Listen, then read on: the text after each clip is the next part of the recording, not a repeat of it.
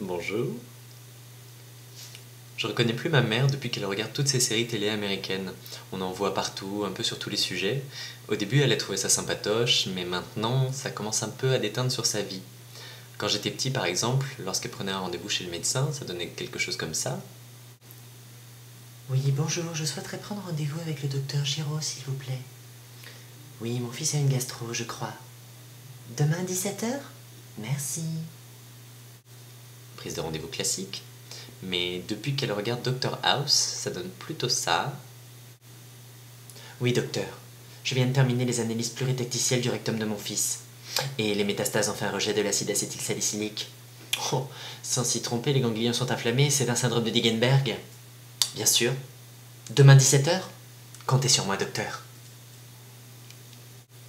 Alors depuis qu'elle a découvert Lost, la série où les gens sont disparus sur une île déserte, elle a un peu pourri nos vacances en Crète.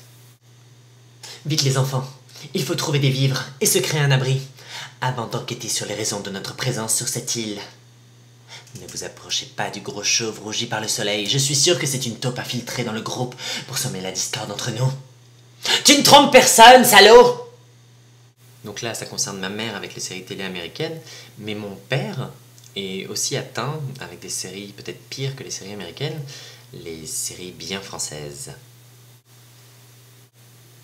Mais c'est quoi ça? Bah ça c'est Plus belle la vie, regarde comment il joue trop mal. Mais Xav, tu crois pouvoir être à l'heure pour la séance du ciné? En fait, je sais pas. Mais qu'est-ce que tu as? Tu me caches quelque chose? En fait, je sais pas lire parce que ma mère m'a adopté. Donc, réaction normale, première vision, il a rigolé.